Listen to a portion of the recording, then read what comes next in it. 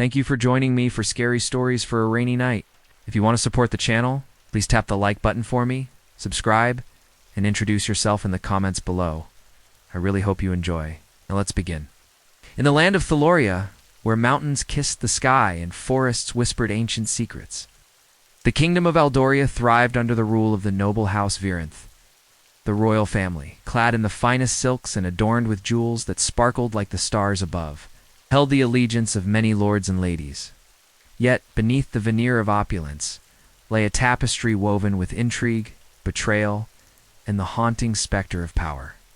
Lady Althea, the youngest daughter of King Cedric Varenth, had always felt the weight of her family's legacy pressing down upon her. With hair like spun gold and eyes as deep as the ocean, she was the jewel of the court, yet her heart yearned for freedom beyond the castle walls. Often she would escape to the gardens, where the scent of blooming roses mingled with the songs of birds. And there she could almost forget the expectations that shackled her. One fateful evening, as the sun dipped below the horizon, casting a crimson glow over the land, Althea stumbled upon a hidden glade deep within the forest. It was a place untouched by time, where the air shimmered with magic, and the whispers of the past danced on the breeze. In the center of the glade stood an ancient stone altar, covered in vines and moss, and upon it lay a crown, enigmatic and dark, wrought from obsidian and adorned with emeralds that glowed with an inner light. As she approached the crown, a chill ran down her spine. Legends spoke of its power, a relic of the crownless, a king who had once ruled with wisdom, but had been betrayed and cast aside. It was said that the crown held the secrets of the realm, the truth of the past, and the key to the future. Althea reached out, her fingers brushing against the cool surface. And in that moment, visions flooded her mind, scenes of betrayal, bloodshed, and the rise and fall of empires. Startled, she recoiled, but the crown had already marked her. That night, she dreamt of the crownless, a figure cloaked in shadows who beckoned her to embrace her destiny. "The secrets of the realm are yours to wield," the voice echoed in her mind, "but with great power comes great peril." Unbeknownst to Althea, her elder brother, Prince Rowan, had been watching her from the shadows. Ambitious and cunning, he had long coveted the throne, believing that his birthright was being squandered on his sister. As Althea became increasingly drawn to the crown and its secrets, Rowan devised a plan to seize the power for himself. The court was rife with whispers of discontent. Lord Garrick, a once loyal ally of House Varenth, had begun to rally support among those who felt overlooked and undervalued by the crown. His silver tongue spun tales of a new order, one that would rise from the ashes of the old. Rohan, sensing an opportunity, aligned himself with Garrick, promising the Lord a place at his side should he succeed in his bid for power. As Althea delved deeper into the mysteries of the crown, she discovered that the secrets it held were not merely historical. They were prophecies, foretelling the rise of a new ruler, one who would unite the fractured houses of Theloria. The visions revealed to her the paths of those who sought the crown, and she realized that her brother was among them, blinded by ambition and willing to betray anyone who stood in his way. Determined to thwart Rowan's plans, Althea sought the counsel of the enigmatic Lady Seraphine, a seer who dwelled in the mountains. Seraphine, with her silver hair and eyes like polished obsidian, had seen the tides of fate shift and knew the dangers that lay ahead. "The crown does not choose the worthy," she warned, "but rather those who are willing to sacrifice everything for it. You must tread carefully, dear child, for the path you walk is fraught with shadows." With Seraphine's guidance, Althea began to gather Alazos who believed in her vision of unity rather than division. Among them was the fierce warrior Kale, who had once served her family, but had been unjustly cast out. His loyalty was unwavering, and together they forged a bond that transcended the politics of the court. As the days turned into weeks, the tension in Eldoria escalated. Rowan, fueled by his ambition and the whispers of Lord Garrick, began to make his move. He spread rumors, sowing discord among the nobles, painting Althea as a threat to the realm. The court, once a place of merriment, became a battleground of loyalties, with friends turning against one another. The night of the Harvest Moon Festival arrived, a time of celebration that masked the darkness brewing beneath the surface. The grand hall of Castle Virenth was adorned with banners and flickering torches, laughter mingling with the music of minstrels. But Althea felt the weight of impending doom hanging in the air. As she danced among the guests, her heart raced with the knowledge of the storm approaching. She caught sight of Rowan across the hall, a wolf among sheep, his eyes glinting with malice. In that moment, she resolved to confront him, to lay bare their truths before the court. "Rowan," she called, her voice cutting through the revelry. "You must stop this madness. Power is not worth the bloodshed it will bring." He stepped forward, a cruel smile twisting his lips. "You speak of madness, sister, yet it is you who has lost your way. The crown holds the key to our legacy, and I will not let it slip through my fingers." The hall fell silent, all eyes upon them, as the siblings faced one another, the weight of their family's history pressing down like a heavy cloak. Althea could feel the energy crackling between them, the secrets of the crown whispering in her ear, urging her to act. "Then let us see who the crown truly favors," she challenged, her heart pounding in her chest. Ow. "Let us reveal the truth of our lineage, the secrets we have kept hidden for too long." Ow. With that, she reached for the crown, her fingers curling around its cold surface. In an instant, the room was filled with a blinding light, and the visions surged forth once more. The court gasped as the air shimmered with the echoes of the past, the betrayal of the crownless. The bloodlines intertwined, and the sacrifices made for power. As the light faded, Althea stood transformed, the weight of the crown heavy upon her brow. She felt the pulse of the realm within her, the voices of the ancestors guiding her choices. "The crown does not belong to one alone," she declared, her voice resonating through the hall. "It belongs to the people, to those who are willing to protect and cherish it." Rowan faltered, the cunning smile fading from his face as doubt crept in. The nobles murmured, torn between loyalty and the truth laid bare before them. In that moment, Althea saw the path forward, a vision of unity, where the houses of Theloria could stand together against the darkness that threatened to engulf them. But Rowan, consumed by rage, lunged at her, desperate to reclaim what he believed was his. Cale, ever watchful, intervened, blocking Rowan's path. "You will not harm her," he vowed, his sword drawn, a protector against the storm of ambition. In the ensuing chaos, the court erupted into pandemonium. Althea fought to maintain her ground, the crown's power surging through her veins as she called upon the strength of her ancestors. The visions swirled around her, guiding her actions as she faced her brother, both of them standing on the precipice of destiny. "Rowan, this is not the way," she pleaded, her heart breaking for the brother she once adored. "We can unite our families, heal the wounds of the past. This crown can be a symbol of hope, not just a tool of power." For a fleeting moment, she saw the flicker of hesitation in his eyes.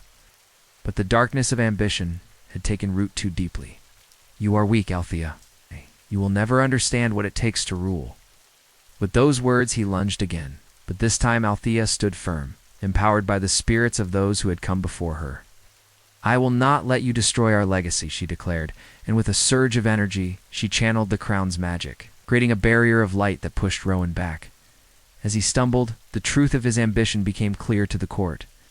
The nobles, once divided, began to rally behind Althea, recognizing the strength in her vision. Rowan, cornered and desperate, faced the truth of his choices. The betrayal he had orchestrated would only lead to his downfall. In the end, it was not the crown that defined the ruler, but the heart that guided their actions. Althea, standing amidst the chaos, felt the weight of the crown lift as she embraced her true purpose, not as a conqueror, but as a unifier, a beacon of hope for the realm. As dawn broke over Eldoria, the kingdom began to heal. Althea, crowned not just by the obsidian relic, but by the will of the people, vowed to lead with compassion and strength. The secrets of the past would no longer bind them. Together, they would forge a new path, a legacy, not of bloodshed, but of unity. And so, in the land of Theloria, the crownless kept their secrets best, but it was the truth that would light the way forward, guiding them into a future where hope reigned supreme. In the shadow of the crumbling spires of Emberhold, where the last rays of a dying sun kissed the jagged peaks of the Blackstone Mountains, a raven circled high above. Its wings, dark as night, glistened with hints of blue in the fading light. This raven was no ordinary bird. It was a harbinger of fate, a silent witness to the unraveling threads of a kingdom on the brink of chaos. Within the ancient walls of Emberhold, the air was thick with tension. Lords and ladies whispered in hushed tones, their eyes darting toward the throne that had remained empty for a decade. King Alaric had vanished, leaving behind a fractured realm where ambition festered like an open wound. The Iron Council, once united under the king's rule, now splintered into factions, each vying for power. Their loyalties as fragile as glass, Lady Eloan, the king's sister, stood at the balcony of the castle, her gaze fixed on the horizon. The raven's eerie call echoed in her ears as she recalled the tales of her childhood, stories of the last raven of Emberhold, a creature said to embody the spirit of the kingdom itself. Legend spoke of its ability to see the truth and reveal the hidden paths of destiny. Eloan had dismissed the stories, but as the kingdom teetered on the edge of ruin, she found herself longing for the guidance of that mythical bird. Lady Eloan, a voice broke through her reverie. It was Ser Jorah, her loyal protector, his brow furrowed with concern. The council awaits your decision. They grow restless. With a heavy heart, she turned away from the view, the weight of responsibility settling upon her shoulders. I know, Ser Jorah, but what can I offer them? Crown without a king is a hollow thing. A crown can still be a symbol, my lady. You have the strength to unite them, to bring them back from the brink of madness. Eloan sighed, her resolve wavering. What? And if they choose to follow me into darkness? The council is not the only one with ambitions. There are whispers of a new alliance forming in the east, one that seeks to claim Emberhold for themselves. As if summoned by her fears, the raven swooped low, landing on the stone railing beside her. Its eyes glinted with an intelligence that sent shivers down her spine. She reached out instinctively, her fingers brushing against its feathers, and in that moment, she felt a surge of power coursing through her veins. I will not falter, she declared, her voice steady. I will gather the council and speak my truth. Emberhold will not fall while I still draw breath. The council chamber was a tapestry of stark contrasts. Lords adorned in finery, their faces etched with greed. Ladies cloaked in silks, their eyes betraying hidden agendas. The moment Eloan entered, the room fell silent, all eyes turning to her with a mixture of curiosity and skepticism. We are gathered here because the realm we once knew is slipping away, she began, her voice steady, despite the tumult within. King Alaric may be lost, but we must not lose ourselves in the darkness. We must unite, for the sake of Emberhold. A murmur rippled through the assembly. Lord Meleys, a man known for his cunning and treachery, stood and scoffed. And what can a woman do without a king? You're but a shadow of your brother Eloan? The words struck like a dagger, but Eloan met his gaze with unwavering determination. A shadow can bring light, Lord Meleys. I may not wear a crown, but I possess the blood of the Raven Kings. It is time for us to choose. Will we fight for our home, or will we allow it to be swallowed by ambition and greed? The room buzzed with murmurs, some voices rising in agreement, while others remained skeptical. As the debate escalated, the raven perched on the window ledge, its eyes scanning the crowd as if weighing their souls. Eloan felt a connection to it, as if it understood the stakes of this moment. Hours passed, and the council's discussions grew heated, accusations flying like arrows. Just as despair threatened to overwhelm her, a voice broke through the chaos. It was Lady Alys, a fierce advocate for unity, her presence commanding respect. Enough, she cried, her voice ringing with authority. We are on the brink of war, and we bicker like children. Eloan speaks the truth. We must stand together, or we shall all fall apart. Slowly, the tide began to turn. One by one, the lords and ladies began to voice their support. Eloan felt the weight of their gazes shift, and with each word of encouragement, the ember of hope ignited within her. The council had begun to unite, but the threat from the east loomed ever closer. As the days turned to weeks, Eloan worked tirelessly to solidify alliances, forging bonds with those who once sought her downfall. The raven became her constant companion, a silent guardian that perched on her shoulder during meetings and flights of strategy. It seemed to guide her, leading her to the truths hidden beneath layers of deceit. Yet the whispers of betrayal never ceased. A shadowy figure moved through the kingdom, sowing discord among the lords. The last remnants of loyalty began to fray, and Alwyn knew that time was running out. She needed to uncover the identity of the traitor before Emberhold fell into chaos once more. One stormy night, Eluan gathered her closest allies in the war room, the flickering candlelight casting eerie shadows on the stone walls. "We must uncover who seeks to destroy us from within," she urged, her eyes scanning the faces of her trusted companions. Ser Jorah, ever vigilant, leaned forward. "I have heard rumors of a secret meeting taking place in the woods outside the city. It may be our only chance to discover the truth." Alwyn nodded, determination flooding her veins. "Then we will go tonight. We must confront this threat before it consumes us." The rain fell in torrents as they made their way into the darkness, the forest alive with the sound of thunder. The raven flew ahead, a dark silhouette against the lightning-splashed sky, guiding them deeper into the woods. As they approached a clearing, the flicker of torches illuminated a gathering of cloaked figures, their voices low and conspiratorial. "Stay hidden," Alwyn whispered, signaling her companions to take cover behind the trees. They listened intently, the tension thick in the air. "Lord Meleys believes he can take the throne for himself," one figure hissed.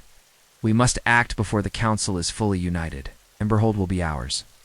Eloan's heart raced as she recognized the voice. It was Lord Meleys, conspiring with others who had once pledged their loyalty to the crown. Rage surged within her as she realized the depth of their treachery. "Now we know the truth," she whispered to her companions. "We must return and expose them." But as they turned to retreat, a loud crack echoed through the forest. A trap had been sprung, and they were surrounded. Eloan's heart sank as the cloaked figures closed in, led by none other than Lord Meleys himself. "Did you think you could uncover my plans so easily?" he sneered, the glint of betrayal in his eyes. "You are but a fleeting shadow, Alwyn." In that moment the raven swooped down, circling above them like a storm cloud. Its caw echoed through the night, and Alwyn felt a surge of power coursing through her. "You will not take Emberhold," she declared, her voice fierce and unyielding. With a swift motion, she drew the dagger at her side, its blade gleaming in the dim light. "We fight for our kingdom, for our people. You may have thought to betray us, but you will learn that the spirit of Emberhold is unbreakable." The battle that ensued was fierce and chaotic. Alwyn fought valiantly alongside her companions, her heart pounding with a mixture of fear and determination. The raven darted through the fray, a symbol of resilience that inspired her allies to push forward against the tide of betrayal. As the last of the conspirators fell, Alwyn stood amidst the chaos, breathing heavily, the weight of victory mingling with the sorrow of loss. The storm began to clear, revealing a sky filled with stars, a symbol of hope in the darkness. In the days that followed, Eluan returned to Emberhold, her heart steeled with purpose. She summoned the council once more, this time not as a reluctant leader, but as a fierce protector of the realm. The whispers of betrayal had been silenced, and the kingdom began to heal. With the raven perched on her shoulder, Eluan addressed the council with newfound authority. "We have faced the darkness together, and though our journey is far from over, we stand united as the guardians of Emberhold." The council erupted in applause, and for the first time in years, hope blossomed in the hearts of the people. Alwyn had become the beacon of light they needed, and the last raven of Emberhold had guided her through the shadows. As she gazed out over the kingdom, the raven took flight, soaring high above the spires of Emberhold. In its flight, Eluan saw the promise of a new dawn, a future where the spirit of the kingdom would rise once more, unyielding and free. And so, the tale of Eluan, the last raven of Emberhold, became legend, a story of resilience, unity, and the unwavering spirit of a kingdom that refused to fall. In the realm of Eldoria, where the blood of ancient houses mingled with the whispers of forgotten gods, a fragile peace reigned over the seven kingdoms. The air was thick with the scent of autumn leaves, and the sun dipped low, casting long shadows over the rugged landscape. In the north, the wolf clan of Keller guarded the icy borders, their fierce loyalty to their chieftain, Eirik Wolfheart, as steadfast as the mountains themselves. To the south, the serpent house of Valeria slithered through the courts of power, led by the cunning Lady Mira, whose silver tongue could ensnare even the most reluctant of allies. As the harvest festival approached, a time of feasting and revelry, the tensions between the north and south simmered beneath the surface. Eirik, a man of honor and strength, had long been wary of the Serpent House, whose treachery was as well known as their beauty. Yet, The festival was a tradition that bound the realms together, a chance for peace, however fleeting. Thus, with a heavy heart, he accepted the invitation to dine with the serpents. The grand hall of Valeria was a spectacle of opulence, adorned with tapestries that depicted the rise of the serpent house. The air was thick with the aroma of spiced meats and sweet wines, and the sound of laughter echoed against the stone walls. Eirik entered, his broad shoulders cloaked in furs, the cold of the north still clinging to him. Eyes turned and whispers followed. The wolf was an imposing figure, a contrast to the lithe and graceful courtiers that surrounded him. Lady Mira awaited him at the head of the table, her emerald gown shimmering like the scales of her namesake. She was a vision of beauty and danger, her dark hair cascading over her shoulders, framing a face that could charm the sun itself. As Eirik approached, she greeted him with a smile that promised both hospitality and deception. "Lord Eirik, it is a rare honor to have the wolf at our table," she purred, gesturing for him to take a seat beside her. "Tonight, let us set aside our differences and celebrate the bounty of our lands." Eirik nodded, his instincts on high alert.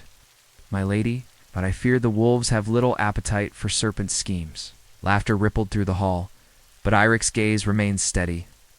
The evening unfolded with music and dance, stories of valor and betrayal woven into the fabric of the night. Yet, beneath the laughter, a tension simmered, palpable and electric. Eirik observed the guests closely, noting the furtive glances exchanged between Myra and her advisors. The Serpent House was not known for their trustworthiness, and he felt the weight of their scrutiny upon him. As the moon rose high, casting silver light through the stained glass windows, Myra leaned closer, her voice a sultry whisper. "Tell me, Lord Eirik, do you believe in fate?" "Fate is a fickle mistress," he replied, his voice low. "It is our choices that shape the future." "Then let us choose wisely," she said, her eyes glinting with an unspoken challenge. "For the North and South may yet find harmony, if we are willing to embrace it." Eirik's heart thudded in his chest. I'd come to the South with a mind to protect his people, not to be ensnared in a web of intrigue. The wolves were not so icily fooled. Yet, as the night wore on, he found himself captivated by Mira's wit and charm, a dangerous dance of words and intentions that left him questioning his own resolve. As the final course was served, a feast of roasted boar and honeyed fruits, a sudden commotion erupted from the entrance. A ragged figure burst into the hall, breathless and wild-eyed. "My lord, my lady, the borders have been breached. Raiders from the east." Panic swept through the gathering, and Eirik's instincts kicked in. He rose from the table, his wolfish nature ignited. "Gather the guards. We must protect the realm." Mira's voice cut through the chaos, sharp as a blade. "Eirik, wait! We cannot rush into the night without a plan." But he was already moving, the weight of duty heavy on his shoulders. As he stormed out of the hall, caught a glimpse of Mira's expression concerned, mixed with something darker, something that stirred unease within him. The night was cold and unforgiving, the stars hidden behind a shroud of clouds, as Eirik rallied his men. The raiders were a ruthless lot, their eyes gleaming with greed and malice. As the first clash of steel rang out, Eirik fought with the ferocity of a wolf cornered, his blade cutting through the night as he defended his people. But the raiders were not alone. Shadows shifted in the darkness, and Eirik soon realized that the attack was not a random occurrence. It was orchestrated, a distraction designed to sow chaos. The Serpent House had played a dangerous game, and now the wolves were caught in the crossfire. In the midst of battle, Eirik found himself face to face with Myra, who wielded a dagger with grace and precision. "You should not have come here, Eirik," she shouted, her voice rising above the din. "You've put us all at risk." "Risk," he bellowed, parrying a blow from a raider. "You invited danger into your home, and now it threatens us all?" In that moment, a realization struck him. Mira was not merely a puppet in this game. She was a player, and her motives twisted like the very serpents she embodied. Yet, amidst the chaos, there was a flicker of understanding between them, a shared recognition of the stakes at play. As the battle raged on, Eirik fought with renewed determination.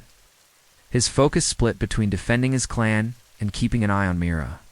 The tide of the fight began to turn. And soon, the raiders, realizing the strength of their opponents, began to retreat.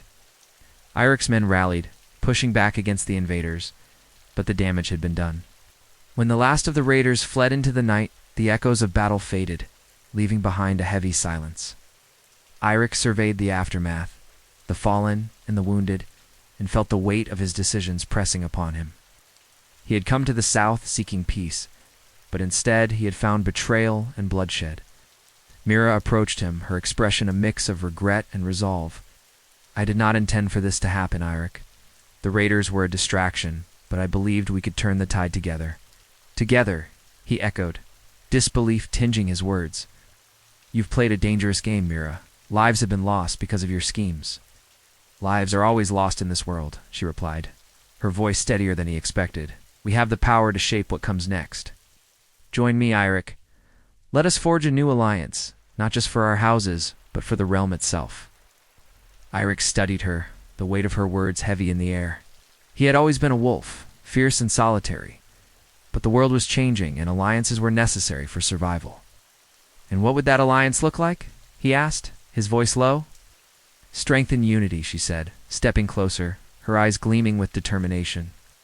"Together we can protect our lands from those who seek to tear us apart. We can build something greater than ourselves." As dawn broke, casting a pale light over the battlefield, Eirik felt the stirrings of hope within him. Perhaps the wolves and serpents could find a way to coexist, to rise above the bloodshed that had defined their past. But trust would not come easily, and the path ahead would be fraught with challenges. "Very well, Mira," he said finally, extending his hand. "Let us dine together in peace, and see if we can turn the tides of fate." As their hands clasped, the sun broke through the clouds, illuminating the remnants of the night's chaos. In that moment, Eirik knew they stood on the precipice of a new era, one where wolves might indeed dine with serpents. Ow! And so, the tale of Eldoria continued, a saga of power, betrayal, and the fragile bonds that held the realm together. In the heart of darkness, where trust was rare and alliances were forged in blood, the wolves and serpents prepared to face the challenges that lay ahead, united in their quest for peace amidst the chaos of their world. In the realm of Eldoria, where the sun kissed the peaks of the Frostspire Mountains and the rivers sang songs of old, power was a game played by the ambitious and the ruthless. The seven kingdoms were held in a tenuous balance, each ruled by families steeped in blood and betrayal, where whispers echoed louder than swords. At the heart of this turmoil lay the Iron Throne of Valinor, forged in the fires of the ancients, glimmering with a promise of unity, yet stained with the blood of those who sought its power. It was said that beneath the throne, a beast of ancient magic slumbered, a creature that breathed life into the very fabric of the kingdom. Only those worthy, those pure of heart, could awaken it. But purity was a rare commodity in Eldoria. In the kingdom of Galdor, Lady Alawen, a fierce warrior with emerald eyes and a mane of dark curls, trained tirelessly in the art of combat. She had been raised in the shadow of her father, Lord Kellen, a man whose ambition knew no bounds. Alawen sought to carve her own path, yearning for honor and justice in a world marred by treachery. The whispers of the court spoke of her father's plans to seize the throne, a scheme that filled her with dread. She could not bear to see her family's name tarnished by his hunger for power. Meanwhile, in the kingdom of Thaler, Prince Elric, a brooding figure with a heart as tumultuous as a stormy sea, grappled with his own demons. The death of his mother, the former queen, had left a void filled with suspicion and darkness. His father, King Eldrin, had chained himself to the throne, fearful of the shadows that lurked in the corners of their kingdom. Elric often wandered the castle grounds, seeking solace in the company of the ancient trees, where he would speak to the winds and dream of a world untainted by greed. As fate would have it, Alawen and Elric's paths crossed during the annual Harvest Festival, celebration that masked the tension simmering beneath the surface of the kingdoms. The festival was a cacophony of laughter, music, and vibrant colors, yet the air crackled with unspoken words. It was here that Alawen, disguised as a commoner, caught Elric's eye. He was drawn to her fierce spirit, unaware of her true identity. They danced beneath the stars, two souls bound by the weight of their heritage, yet yearning for freedom. As the moon hung high, a sudden chill swept through the festival, and a figure cloaked in shadows appeared. The Dark Seer, a harbinger of doom, foretold of an impending war, a clash that would engulf the seven kingdoms. Panic rippled through the crowd, and the revelry turned to chaos. Elric and Alawen, sensing the urgency, fled the scene together, their hearts racing with the promise of adventure and the certainty of danger. In the days that followed, the two forged an unbreakable bond. United by their desire to protect their kingdoms from the darkness that threatened to consume them, they journeyed to the ancient ruins of Eldoria, where it was said the beast beneath the throne could be awakened. Legend spoke of a hidden chamber, concealed by enchantments, where the heart of the beast pulsed with life. They sought the wisdom of the elders, guardians of the old magic, who had long since retreated into the shadows. Their journey was fraught with peril. They faced treacherous landscapes, battled fierce creatures, and encountered those who sought to thwart their quest. Among them was Lady Seraphine, a cunning noblewoman from the kingdom of Vespera, who had her own designs on the throne. She was a master manipulator, weaving webs of deceit that ensnared even the most vigilant of hearts. Seraphine's ambition was matched only by her beauty, and she saw Elric not only as a pawn but as a potential ally in her quest for power. As Alawen and Elric delved deeper into the mysteries of their world, they uncovered secrets that shook the very foundation of their beliefs. They learned of the bloodlines intertwined with the throne, of ancient pacts made in desperation, and of the true nature of the beast that lay beneath. It was not merely a creature of destruction, but a force of balance, a guardian that could restore harmony or unleash chaos, depending on the heart that awakened it. With each revelation, Eloanne found herself torn between loyalty to her family and her growing feelings for Elric. The weight of her father's ambitions pressed heavily upon her, and she struggled to reconcile her desire for justice with the love blossoming in her heart.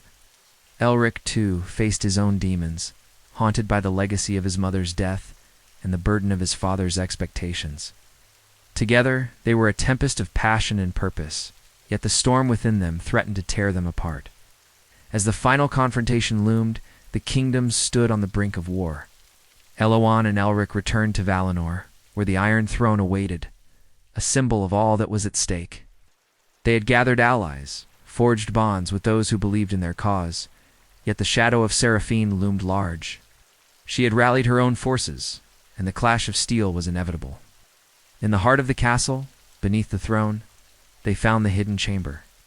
The air was thick with magic, and the walls pulsed with an otherworldly energy. There, they discovered the beast, a magnificent creature of scales and fire, slumbering in a cocoon of light. It was a sight that stirred both fear and awe within them. To awaken it would mean risking everything, but to leave it dormant was to doom their kingdoms to destruction. With trembling hands, Alawen stepped forward, her heart pounding in her chest. She reached out, feeling the warmth of the creature's essence. Elric watched, his breath caught in his throat, as she whispered words of ancient magic, invoking the spirit of the beast. The chamber erupted in light, a blinding brilliance that engulfed them both. In that moment, the beast awoke, its eyes glowing with wisdom and power. It spoke not in words but in emotions, flooding their minds with visions of what could be a world united, free from the chains of ambition and hatred. The choice lay before them: to wield its power for their own ends, or to embrace the path of sacrifice for the greater good.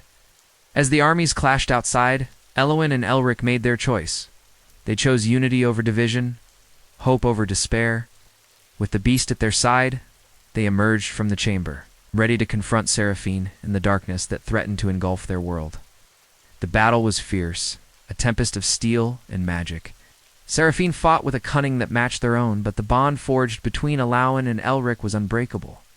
Together, they channeled the power of the beast, unleashing a wave of light that swept across the battlefield. The armies faltered, and in that moment of clarity, the truth of their shared humanity shone through. In the aftermath of the chaos, the kingdoms began to heal. Alawen and Elric stood at the forefront of a new era, one where the Iron Throne was no longer a symbol of power, but a seat of unity.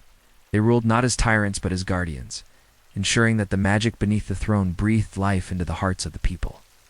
And so in Eldoria, beneath the throne, it still breathed a reminder that true power lies not in ambition, but in the bonds we forge and the love we share.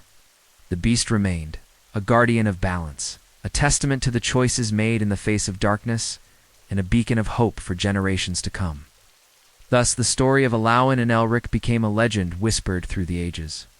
A tale of courage, love, and the enduring spirit of unity in a world where shadows still danced, but light prevailed.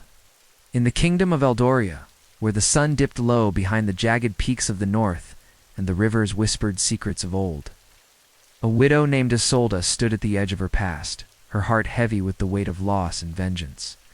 Her husband, Lord Alaric, had been slain during a treacherous raid, leaving her not only to mourn but to navigate the treacherous waters of court politics alone.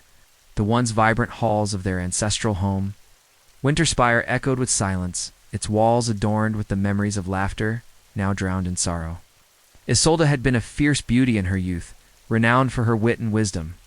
Now she had become a woman hardened by grief, her spirit forged in the fires of tragedy. The day of Alaric's funeral was marked by a storm that raged across the land, lightning illuminating the dark sky as if the heavens themselves mourned the fallen lord. The rain poured down in torrents, soaking the earth, mirroring Isolde's tears. As the last rites were performed, she vowed to seek justice for her husband, to reclaim what had been stolen from her. In the aftermath of the funeral, whispers began to circulate through the court. Some claimed it was the work of the ruthless Lord Cedric, a rival who had long coveted Winterspire and its lands. Others spoke of the shadowy figures that roamed the forests, mercenaries hired by those who wished to see Isolde brought to her knees. But Isolde, fueled by a newfound resolve, sought the truth. She summoned her late husband's most trusted advisor, a grizzled warrior named Garrick, who had fought alongside Alaric for decades. Garrick arrived at Winterspire, his face lined with the scars of battle, his eyes reflecting the sorrow of a man who had lost a friend. "My lady," he said, bowing his head in respect, "I am at your service. What do you wish of me?" "Find out who is responsible for Alaric's death," Isolde commanded, her voice steady. "I will not rest until I see his murderers brought to justice." Garrick nodded solemnly. "It will not be easy. The court is filled with vipers, and many will seek to take advantage of your grief." "I am not a pawn to be moved," Isolde replied, her determination igniting a fire within her. "I will learn to navigate this treachery, and I will reclaim my husband's honor." As the days passed, Isolde immersed herself in the affairs of Winterspire, learning the intricacies of governance and the delicate dance of alliances. She met with the local lords, her charisma and intelligence winning them over one by one. The once timid widow began to command respect, her presence felt in every corner of the realm. However, the threat of Cedric loomed large. His lands bordered Winterspire, and his ambition knew no bounds. One fateful evening, as the sun sank behind the horizon, painting the sky in hues of crimson and gold, Isolde received word that Cedric had summoned a council of war. His intentions were clear, he sought to seize Winterspire, while Isolde was still mourning.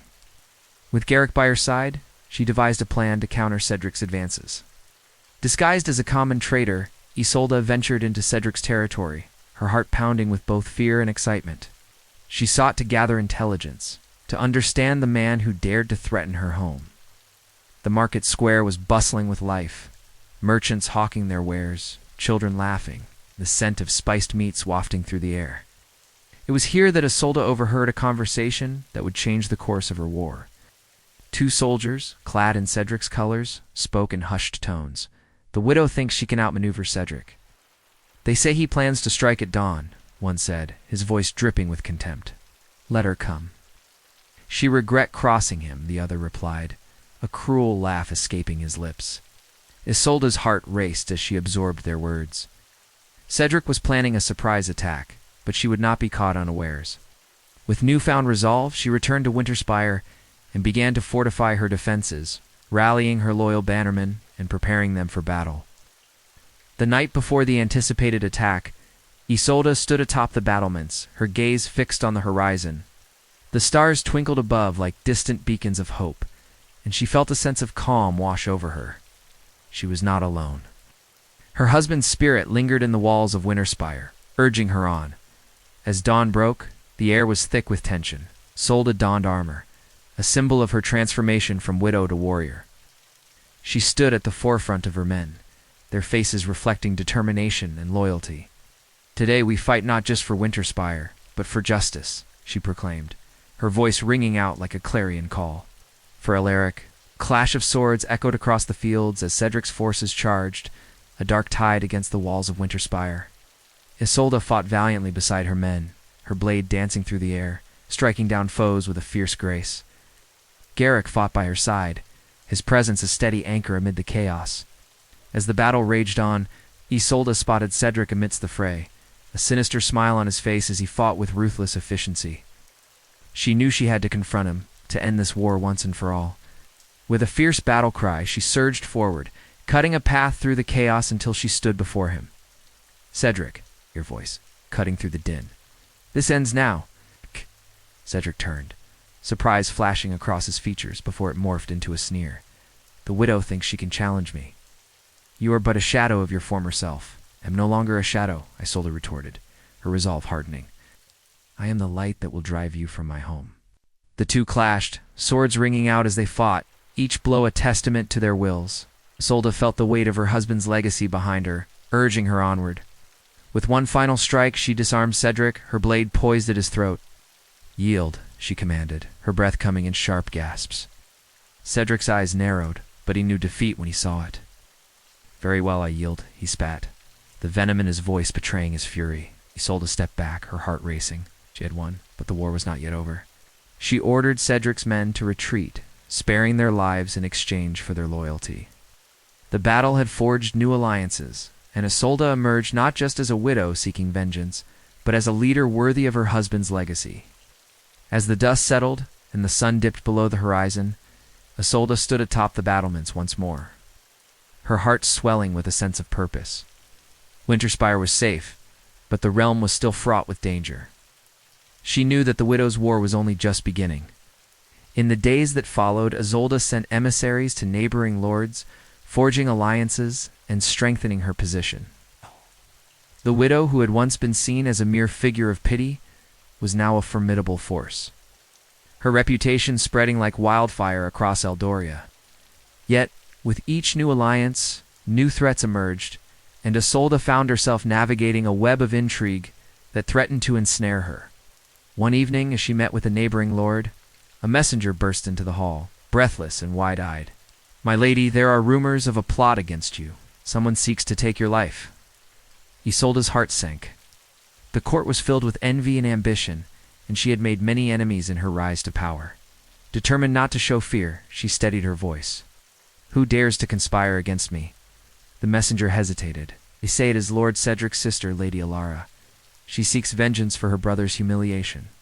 Isolde's mind raced. Lady Alara was known for her cunning and ruthlessness, a woman who had orchestrated many a downfall in the court. If she was indeed plotting against Isolde, the widow would need to act swiftly. That night, Isolde summoned Garrick. "We must uncover Alara's plans before it is too late," she said, her brow furrowed with concern. "If she seeks to take my life, she will not hesitate to strike when I least expect it." With Garrick's help, Isolde devised a plan to draw Alara out. They spread word of a grand feast to be held at Winterspire, inviting all the lords and ladies of the realm. The idea was to create a sense of security, to lure Alara into a false sense of confidence. As the feast began, the hall was filled with laughter and merriment, the air thick with the scent of roasted meats and spiced wine. Isolde played her part well, engaging in conversations, her laughter ringing through the halls. But her eyes were ever watchful, scanning the faces of her guests for any sign of danger. As the night wore on, a sudden commotion erupted at the far end of the hall. Isolde turned to see a figure cloaked in shadows, a dagger glinting in the candlelight as it lunged toward her. Instinctively, she drew her sword, the blade meeting the assailants with a sharp clang. "Lady Alara," Isolde exclaimed, recognizing her adversary. "You dare to attack me in my own home?" Alara's eyes burned with fury as they fought, the two women locked in a deadly dance. "You stole everything from me, widow." "My brother, my birthright. I will see you dead." Isolde fought with every ounce of strength she possessed, their blades clashing in a whirlwind of fury and passion. She could feel the weight of her journey, the deaths, the betrayals, and the love she had lost, fueling her resolve. With a final surge of power, Isolde disarmed Alara, her sword poised at the lady's throat. "Enough," she declared, her voice steady. "You may seek vengeance for your brother, but I fought for my husband's honor. I will not kill you, but I will not allow you to threaten my life or my home."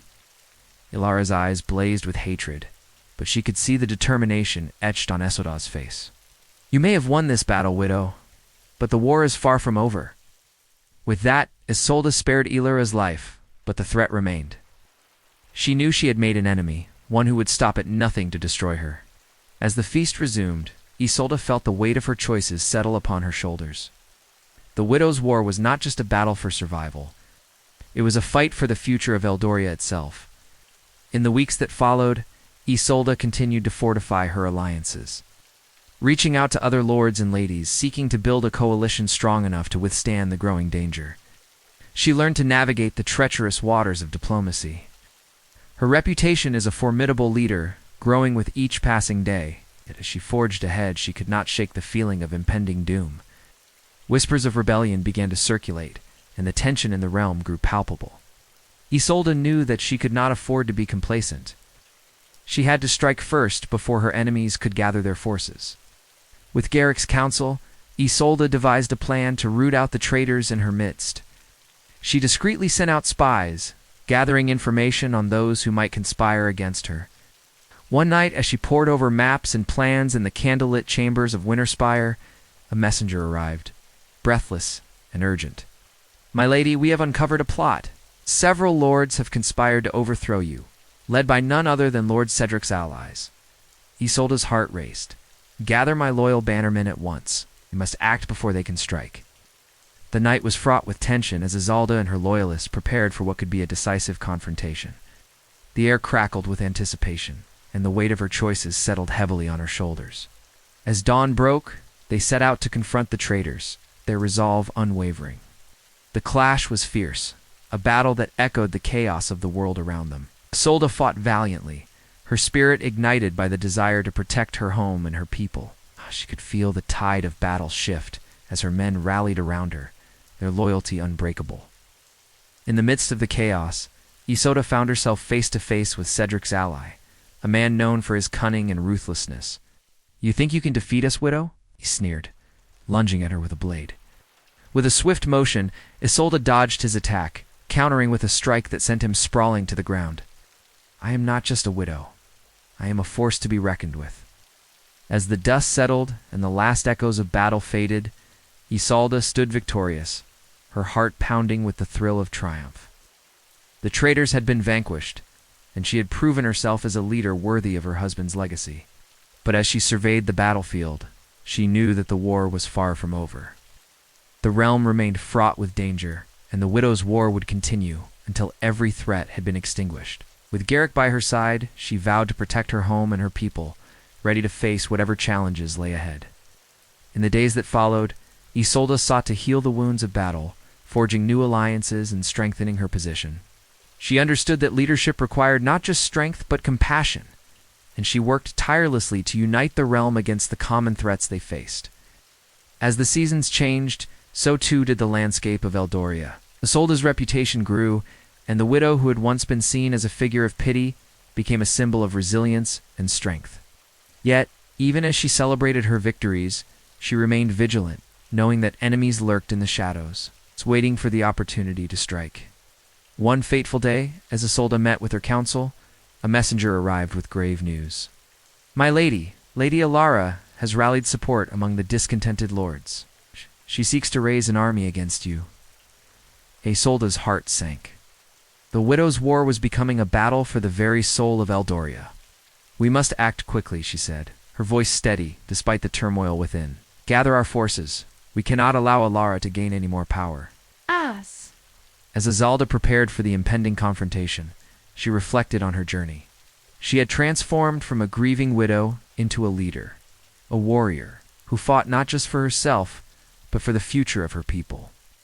With each challenge she faced, she had grown stronger, more resolute in her determination to protect what was rightfully hers.